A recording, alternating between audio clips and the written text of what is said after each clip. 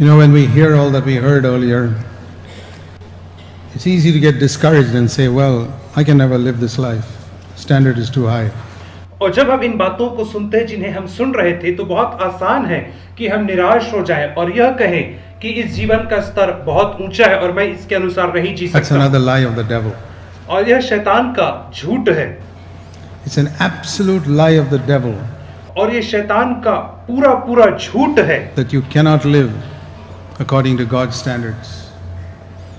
कि आप परमेश्वर के स्तर या मापदंड के अनुसार जीवन नहीं जी सकते हैं। His commandments are not a burden. और उसकी आज्ञाएं बोझ नहीं है। Let me give you the testimony of a man who walked with God for 65 years, filled with the Holy Spirit, the Apostle John.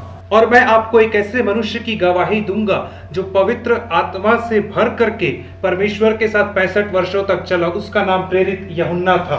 He says in 1 John chapter 5 और वो कहता है and पहला verse 3, this is the love of God that we keep His commandments, and His commandments are not a burden. और वह कहता है पहला यूहन्ना उसका 5वां अध्याय और 3रा वचन, क्योंकि परमेश्वर से प्रेम रखना यह है कि हम उसकी आज्ञाओं को माने और उसकी आज्ञाएं कठिन नहीं हैं या उसकी आज्ञाएं बोझ नहीं है। The devil is always telling us God's commands are a burden. It's impossible to live up to this standard. और शैतान हम में से हर एक से निरंतर यह कहता रहता है कि परमेश्वर की जो आज्ञाएं हैं वो बहुत कठिन हैं, बहुत बोझिल हैं और हम उसके स्तर के अनुसार नहीं जी सकते हैं। To always live from God, through God, to God. और परमेश्वर से, परमेश्वर के द्वारा और परमेश्वर को केंद्रित करके रहना बहुत कठिन है, ऐसा वह कहता है। Impossible. Don't even try it, he says. और वो कहता है कि यह असंभव है और उसको प्रयत्न भी मत करना। It's not a burden. और यह कोई बोझ नहीं है।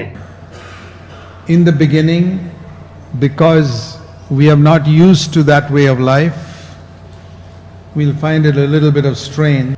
और शुरुआत में क्योंकि हम उस प्रकार की जीवन शैली की आदी नहीं है, इसलिए हमें थोड़ा सा उसको आरंभ करने में संघर्ष करना पड़ता है।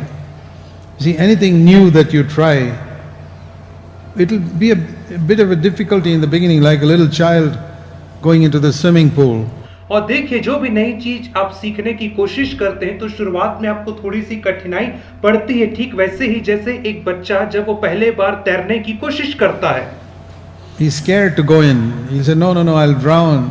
That's exactly how some of you may feel after you heard this message.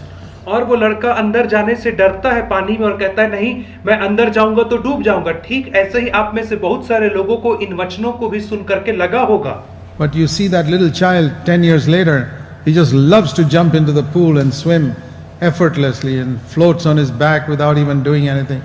और ठीक आज से 10 साल के बाद आप उसी बच्चे को देखिए, वो कितने हर्ष से पानी में कूदता है और तैरता है और बिना किसी मशक्कत के वो आसानी से तैरता है और बिना डूबे। How did it happen? और यह कैसे संभव हो पाता है? Because he went in and believed that he could do what he had seen older people doing. क्योंकि वो लड़का पानी में अंदर जाता है और विश्वास करता है कि वह भी उन कामों को कर सकता है जिसे उसने बड़े लोगों को करते देखा। So in the beginning it's a struggle. इसलिए शुरुआत में थोड़ा सा संघर्ष होता ही है। That boy struggled in the beginning to learn how to keep himself afloat. और उस लड़के ने भी शुरुआत में बहुत संघर्ष किया अपने आप को तैराने के लिए, ऊपर रखने के लिए पानी में। And in the same way, don't give up, because in the beginning you find it a little difficult to seek God's will and seek for His power and seek for His glory. और वैसे ही आप इन सब चीजों से हताश न छोड़ मत दे। यदि आपको कठिन हो रही परमेश्वर की इच्छा और परमेश्वर की सामर्थ्य को जानने या उसे पहचानने या उसके बारे में जानने में। But I'll tell you something. If you sow an action and you sow the same action again, it's like sowing a seed. You keep on sowing an action, after a while it becomes a habit. और मैं आपसे कहना चाहूंगा, जैसे हम एक बीज को बोते हैं वैसे ही यदि आप एक क्रिया को बोएंगे और फिर से उसी क्रिया को बोएंगे और बार बार उस क्रिया को वैसे ही दोहराते रहेंगे बीज बोने के समान, तो वो आगे चल करके आपकी आदत बन जाएगी।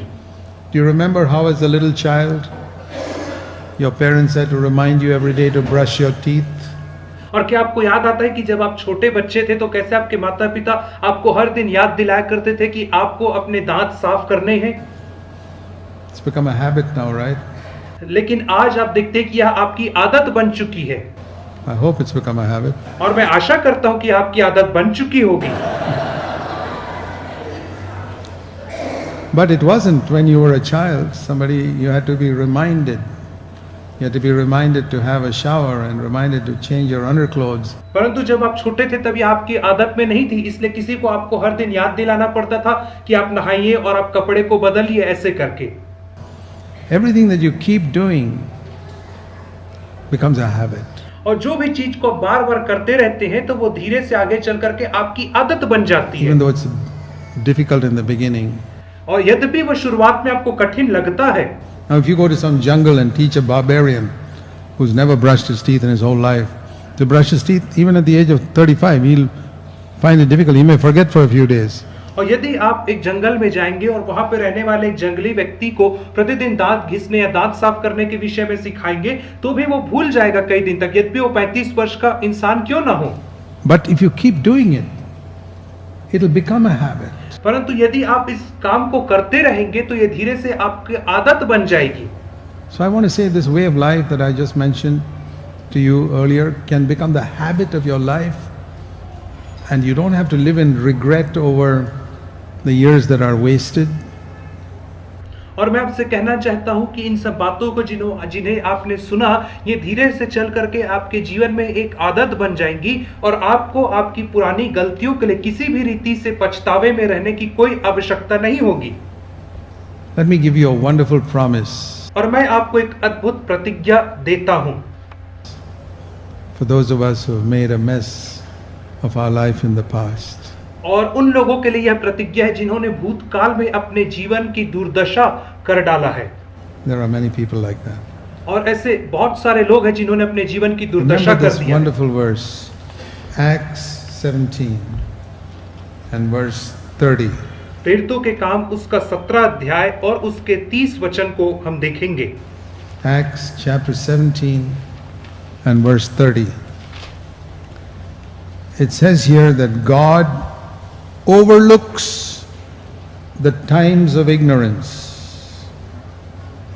but now He's telling us to repent. Acts 17:30. प्रेरितों के काम 17 अध्याय और उसके 30 वचन में कहता है, इसलिए परमेश्वर ने अज्ञानता के समयों पर ध्यान नहीं दिया, पर अब हर जगह सब मनुष्यों को मन फिराने की आज्ञा देता है। प्रेरितों के काम 17 अध्याय उसका 30 वचन। Concerning your past, I think many of you were ignorant about some of the things you heard in the last 1 hour. और आपके भूतकाल के विषय में आप में से बहुत सारे लोग अज्ञान थे उन चीजों को जिन्हें आपने पिछले सत्र में या पिछले घंटे में सुना है। You hadn't thought about it seriously. और आपने उन सब चीजों के विषय में गंभीरता से नहीं सोचा होगा। You hadn't seen these things in scripture. But now, after what you heard, it has become clear that this is what scripture is teaching. और इन सब चीजों को शायद से आपने बाइबल में नहीं देखा होगा, लेकिन अब जब आपने इन सब चीजों को सुन लिया है तो आपका जो दृष्टिकोण है वह भी साफ हो गया होगा। And God loves you so much that He's got a plan for your life. And you say, oh, I wish I'd known this earlier. I wish I'd known this 30 years ago. परमेश्वर आपसे प्रेम करता है और इस बात को आप कह रहे होंगे कि काश मैंने इस बात को 30 साल पहले जाना होता और यह भी जाना होता कि मेरे जीवन के लिए परमेश्वर ने योजना बनाई है। What can you do about it now? Live in regret? No. तो अब आप इसके विषय में क्या कर सकते? क्या अब आप पछतावे में जीवन जिए? नहीं। The years of ignorance God overlooks. और जो भी आपके अज्ञानता के वर्ष थे परमेश्वर उसे नजरअंदाज कर देता है, उसको ध्यान ही नहीं देता है। Because He knows that you can do nothing about it. क्योंकि परमेश्वर जानता है कि आप उसके विषय में कुछ नहीं कर सकते He हैं। doesn't torture you by saying, why didn't you do it like this last year, or why didn't you do it like this 20 years ago? That's the way foolish parents talk to their children. Why didn't you do this and why didn't you do that? Do you know that God never speaks like that? और परमेश्वर आपको यह कह करके torture नहीं करता है कि क्यों तुमने इस काम को ऐसा किया, क्यों तुमने पिछले साल यह गलती किया, क्यों तुमने 25 साल पहले इस रीति से नहीं किया। परंतु कई मूर्ख माँ बाप लोग अपने बच्चों से इसी रीति से बात करते हैं कि तुमने ऐसा क्यों किया, तुमने वैसा क्यों किया। परंतु परमेश्वर ऐसे नहीं बात करता है। He always starts from the mess you've made. और वो हमेशा आपकी बिगड़ी हुई स्थिति से ही वो शुरुआत करता है। And says, how can I fix it now? That is a wise parent. और वो कहता है कि कैसे मैं इस बिगड़ी हुई स्थिति को सुधार सकता हूं, और यही तो एक बुद्धिमान अभिभावक भी करता है। Don't go to your children and say, why did you do this, why did you do that? That you can teach them later, but first fix the problem. और आप अपने बच्चों के पास जाकर के ये मत कहिए कि तुमने ऐसा क्यों किया, तुमने वैसा क्यों किया। सबसे पहले आप उस समस्या का समाधान करिए। That's always God's way. और यही तो हमेशा से परमेश्वर के कार्य करने का तरीका रहा है। Have you noticed in Genesis chapter 3? It's a very beautiful passage. You'll be quite amazed. I know I show you some things in scripture. You've read it so many times and yet you have not seen it. So let me show you something very interesting in Genesis chapter 3. और उत्पत्ति की पुस्तक उसके 3 अध्याय में एक बहुत ही अद्भुत वचन दिया गया है। और मैं मानता हूं कि आप जब बाइबल पढ़ते होंगे तो बहुत सारे ऐसे जो वचन आते हैं आप उसे नजरअंदाज करके आगे बढ़ जाते होंगे, लेकिन इस वचन में हम अद्भुत बात को देखेंगे। God comes to Adam and says, did you eat of the tree I told you not to eat? Genesis 3:11. और उत्पत्ति की पुस्तक 3 अध्याय और उसके 11वें वचन में परमेश्वर आदम के पास आकर के उससे पूछता है, क्या तूने उस पेड़ के फल को खाया जिसे मैंने तुझे खाने के लिए मना किया था? And Adam says, और आदम उत्तर देता है इस प्रकार से, Lord, the problem is with my wife. परमेश्वर, जो समस्या है वो मेरी पत्नी के साथ है। Isn't that a very common statement many husbands make? और क्या एक यह साधारण वाक्यांश नहीं जिसे बहुत सारे पति लोग बताते हैं? And not only with my wife, you are the one who gave me this wife. What to do? और समस्या मेरे पत्नी के साथ ही नहीं, परंतु तू ही है जिसने मुझे पत्नी दिया, तो मैं क्या कर सकता हूं? This is Adam, by the way. I'm not talking about your husband. I'm talking about Adam. और मैं यहाँ पे आपके पति लोगों के विषय में बातचीत नहीं कर रहा हूं, मैं यहाँ पे आदम के विषय में बात कर रहा हूं। Genesis 3:12. The woman whom you gave me did it. और उत्पत्ति 3:12 में आदम ने कहा, जिस स्त्री को तूने मेरे संग रहने को दिया उसी ने उस वृक्ष का फल मुझे दिया और मैंने खा लिया। उत्पत्ति 3:12। Okay. ठीक है। God doesn't say anything. He doesn't say anything to him. और परमेश्वर ने आदम से कुछ भी नहीं कहा। He goes to the woman. परमेश्वर उसके बाद फिर हवा के पास जाता है। What did you do? और उससे पूछा, तूने क्या किया? And she's come from Adam, so she's also learned to put the blame on somebody else. और वह हवा भी आदम के पास से आई थी, इसलिए उसने भी दूसरे के ऊपर दोष लगाने को सीख लिया था। Doesn't that sound familiar? Always putting the blame on somebody else. और क्या ये आपको जाना पहचाना नहीं लग रहा है कि हमेशा दूसरे के ऊपर दोष लगाना, दूसरे के ऊपर दोष मढ़ So देना? now she puts the blame on the snake. और यहाँ पर आप देखते हैं कि वह सर्प के ऊपर दोष लगाती है। That's not me, Lord. This is the snake which you created, this wretched thing. और वो कहती है कि मैं नहीं प्रभु जी, परंतु यह सांप जिसे तूने बनाया, यह कुरूप जानवर, इसने मुझे ऐसा And करवाया। again, God didn't say anything. This is what I like. और हम फिर से देखते हैं कि परमेश्वर ने हवा से कुछ नहीं कहा, और यही तो बात मुझे बहुत पसंद आती है परमेश्वर के विषय Here में। a man and woman made a mess of their life. God didn't say anything. और यहाँ पे आदम और हवा है जिन्होंने अपने जीवन की दुर्दशा कर डाला, लेकिन परमेश्वर उनके विरोध में एक शब्द नहीं कहता है। The snake, is it the devil? Let's get at the devil. और परमेश्वर कहता है, सांप ने किया ना, अर्थात शैतान ने, हम उससे निपटते हैं, ऐसा उसने I कहा। like that. और मुझे यह बात बहुत पसंद आती है That even though man and woman made a mess, because the devil instigated it, God says to the devil, you're cursed. और यद्यपि स्त्री और पुरुष ने अर्थात आदम और हवा ने अपने जीवन को बिगाड़ डाला था, तो अभी परमेश्वर ने सर्प को अर्थात शैतान को, जिसने यह सब करवाया था, उसे श्राप दिया। To me, that's a tremendous encouragement. और यह बात मेरे लिए बहुत ही प्रोत्साहन का विषय है, Because I know I've made a mess of my life in my unconverted days also, like all of you.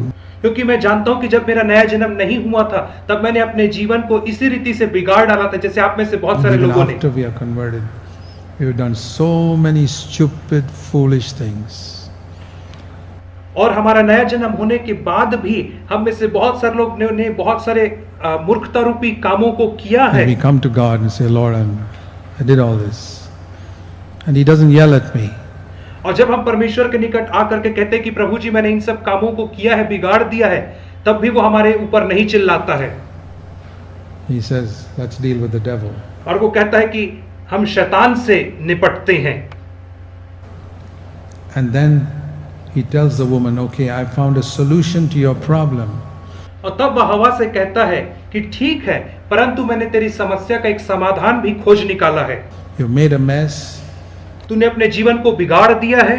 I have to put you out of my presence because I can't change my laws. और मुझे तेरे को अपनी उपस्थिति से दूर करना है क्योंकि मैं अपने नियम को बदल नहीं सकता हूँ। But before I put you out of the garden, परंतु इससे पहले कि मैं तुझे इस बागीचे से बाहर निकालूं, let me tell you, I found a solution for your problem. तो मैं तुझे बताना चाहता हूं कि मैंने तेरी समस्या का हल भी खोज निकाला है। The woman will give birth to a son, verse 15, and the son will crush the head of the devil. और उत्पत्ति 3 के 15 में कहता है कि स्त्री से एक वंश उत्पन्न होगा और वह वंश जो होगा उस सर्प के सिर को कुचल डालेगा। उत्पत्ति 3 का 15 वचन। Do you see what God did? That when His children made a mess, और आप देखते हैं कि परमेश्वर ने क्या काम किया जब उसके बच्चों ने अपने जीवन को पूर्णतः बिगाड़ डाला था। He didn't give them a big lecture. He solved the problem. परमेश्वर ने उन्हें एक बड़ा लेक्चर या सुझाव नहीं दिया, परंतु परमेश्वर ने उनकी समस्या को हल किया। It's a great example to parents. और यह माँ बाप के सीखने के लिए बहुत ही अच्छा उदाहरण है। When your children have made a mess, first solve the problem and then tell them how not to repeat that mess again. और जब आपके बच्चों ने कोई गलती की है और किसी चीज को बिगाड़ दे, तो आप सबसे पहले आप उनकी समस्या का हल निकालें और फिर उसके बाद उन्हें बताएं कि तुम्हें ऐसा नहीं It करना is है। always God's way, but that's not man's way. और यह परमेश्वर के कार्य करने का यही तरीका है, यह मनुष्य के कार्य करने का तरीका नहीं We है। immediately, whether it's husband or wife or children, why did you do this? How many times I told you not to do it? और हम चाहे पति हो, पत्नी हो, बच्चे हो, हम हमेशा यह कहते हैं कि तूने ऐसा क्यों किया, कितने बार मैंने तुझे कहा था ऐसा नहीं करने को। It's not God's way. परंतु यह परमेश्वर का तरीका नहीं है। You want to learn God's way? Fix the problem first. यदि आप परमेश्वर के तरीके को सीखना चाहते हैं तो आपको सबसे पहले समस्या का हल करना सीखना है। You remember when Peter was walking on the water, coming to Jesus? और आपको याद है जब पतरस पानी पे चलते हुए यीशु मसीह के पास आ रहा था तब, And then he turned his eyes away और तब उसने अपनी आंखों को यीशु मसीह से दूर हटाया and he began to sink.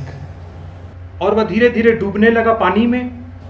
Did the Lord give him a big lecture? How many times I told you, you must be looking at me. If he had said all that, Peter would have reached the bottom of the lake. तो क्या प्रभु ने उसे एक बड़ा सुझाव या lecture दिया कि मैंने तुझे कितने बार कहा था ऐसा मत करना, मुझसे आंख मत हटाना? यदि प्रभु ने ऐसा किया होता तो पतरस कब का डूब गया What did he होता। do? परंतु उसने क्या किया? He प्रभु ने fixed the problem. He held his hand. Then he gave them the lecture. उसने सबसे पहले उसके हाथ को थामा, उसे ऊपर उठाया और उसके बाद पतरस को एक लेक्चर दिया। Do you learn something from these examples in Scripture? क्या आप इन बाइबल के उदाहरणों से कुछ सीख रहे हो? That is God's way. He first fixes the problem. और यही तो परमेश्वर के कार्य करने का तरीका है, वह सबसे पहले समस्या का समाधान निकालता है And then says, okay, now I'll teach you how not to make this mistake next time. Peter, trust me next time. और तब वो कहता है कि अब मैं तुम्हें सिखाऊंगा कि कैसे तुम इस गलती को दोबारा नहीं दोहराओगे। और वो पतरस से कहते हैं, पतरस अब तुम मुझ पर और भरोसा करना सीखो। A great example for us to deal with our children. और ये हमारे लिए बहुत ही बड़ा उदाहरण है जिसके माध्यम से हम अपने बच्चों से व्यवहार करना सीख सकते हैं। To fix the problem and then tell the children, next time, let's do it another way. सबसे पहले हमें समस्या का हल निकालना और उसके बाद अपने बच्चों को यह सिखाना है कि अगली बार से हमें इसे दूसरे तरीके से करना है। I tell you, this is a much more, this is not psychology, this is God's word. और मैं आपको यह चीज बताना चाहता हूं कि यह कोई साइकोलॉजी नहीं है, परंतु यह परमेश्वर का वचन है। And in the same way, when we work with co-workers, और उसी रीति से जब हम अपने सहकर्मियों के साथ कार्य करते हैं, many times when I leave Bangalore, I sometimes give some work to the brothers in the office. Can you please do this? और कई बार जब मैं बेंगलोर शहर से बाहर जाता हूं तो मैं ऑफिस में जो मेरे भाई लोग हैं उन्हें कुछ करने के लिए कार्य सौंप करके मैं जाता हूं। Some work in relation to the work of the Lord before I come back. और परमेश्वर के कार्य से संबंधित ही कुछ काम मैं उन्हें सौंप करके जाता हूं, कहता हूं मेरे आने के And my पहले से last करना। sentence to them is this: और मेरा अंतिम वाक्य जो मैं उनसे कहता हूं वो ऐसा होता है, if you're not able to do it, you're not able to finish it, or something you do messes up, don't worry. और मैं उनसे कहता हूं यदि तुम इसे नहीं पूरा कर पा रहे हो, यदि तुम्हें पूरा करने में कठिनाई आ रही है, यदि तुमने इसमें कुछ गड़बड़ी कर दिया है तो भी तुम चिंता मत करना। The only thing serious in life is sin. और सबसे गंभीर बात जो जीवन में है वह है पाप। Just don't sin, that's all. बस तुम लोग केवल पाप मत करना। The other things, if something is done or not done, is not serious. और बाकी चीजें चाहे वो की गई हो या ना की गई हो उतनी गंभीर नहीं है। The only thing serious in life is sin. और जीवन में एक ही चीज जो बहुत गंभीर है वो पाप है। That's helped me so much to know that. और ये चीजों से मैं बहुत सारी चीजों को सीख पाया It हूँ। makes it more easy for me to work with my co-workers. और इसने मुझे मेरे सहकर्मियों के साथ कार्य करने में और आसान बना दिया है। Because I tell them, here, listen, it doesn't bother me if you didn't do it, what I requested you to do. Don't sin, that's all. और मैं उनसे कहता हूँ कि मुझे इससे कोई फर्क नहीं पड़ता कि तुमने उस काम को नहीं किया जिसे मैंने तुम्हें करने को कहा था, बस तुम पाप मत करना Avoid sin. और पाप से दूर रहना। The Lord is always, so God ignores the times of the past and says, now He commands us to repent. Acts 17:30. प्रेरितों के काम 17:30 के अनुसार परमेश्वर हमारी भूतकाल अर्थात अज्ञानता के दिनों को नजरअंदाज करता है और अब हम में से हर एक को मन फिराने के लिए या मन फिराव के लिए वो बुला रहा है। He overlooks the past and says, now turn around. और वो हमारे भूतकाल को नजरअंदाज करता और हमसे कहता कि अब तुम मन फिरा करके मेरे पास आओ। Repent means turn around. और पश्चाताप करना अर्थात मन फिराना At है। least now, after you've heard this message, और अब इस संदेश सुनने के बाद कम से कम तुम मन फिराओ। seek my will मेरी इच्छा को तुम खोजो and seek my power. और मेरी सामर्थ को खोजो। And when I accomplish something through you, the Lord says, give me the glory. और परमेश्वर कहता है जब मैं तुम्हारे द्वारा कुछ चीज को हासिल करूं तब तुम सारी महिमा मुझे देना। Not because God is so selfish that He wants to get the glory, इसलिए नहीं कि परमेश्वर बहुत स्वार्थी है और वो महिमा को अपने लिए चाहता है, ऐसा because नहीं। He knows that if you take the glory, the devil will get you with pride and destroy you. क्योंकि वह जानता है कि यदि आप महिमा को अपने ऊपर लेंगे तो शैतान आपको जकड़ लेगा और आपको घमंड से नाश कर देगा। It is for our protection that He says, don't take the glory to yourself. और यह हमारी सुरक्षा के लिए है कि परमेश्वर हमसे कहता है कि तुम महिमा को अपने लिए मत लेना। Because the devil is just waiting to puff people up with pride. क्योंकि शैतान इस बात के लिए केवल इंतजार करते रहता है कि कब लोगों को घमंड से फुला करके बड़ा कर दे। So there's hope for every one of us. इसलिए हम में से हर एक के लिए प्रत्येक के लिए एक आशा है। If we turn to God and say, Lord, I'm not going to live in regret over. और यदि हम परमेश्वर की ओर फिर करके कहेंगे कि हे परमेश्वर मैं पछतावे में जीवन नहीं जीना चाहता हूं। The past, even in the world, there is a saying, don't cry over spilt milk. और संसार में भी एक कहावत है कि गिरे हुए दूध के लिए आप विलाप मत करो। It's already gone. Okay, let's be careful that we don't spill anymore. वो पहले से ही बर्बाद हो चुका है, लेकिन अब हम सतर्क रहें कि आगे को हमसे ऐसी गलती ना हो। That we preserve the rest of our life कि हम आगे के अपने जीवन को संभाल करके बचा करके रख सकें and seek to offer it to God. और ऐसा खोजें कि हम अपने जीवन को परमेश्वर को अर्पित कर पाएं। God's love for us is so great. He's got this wonderful plan for our life. और परमेश्वर का प्रेम हमारे जीवन के लिए बहुत बड़ा है और उसने हमारे जीवन के लिए बहुत ही अद्भुत योजनाओं को बना करके रखा है। Let all that you heard today sink into your heart, my brothers and sisters.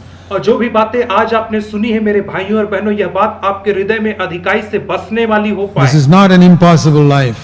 और यह एक असंभव जीवन नहीं है। It's a possible life. और यह जीवन पूर्णतः संभव है जीना। I've proved a little bit of it in my life. और मैंने अपने जीवन में इसको थोड़ा बहुत सिद्ध किया है। Isaiah proved it. यशायाह ने इसे सिद्ध किया है।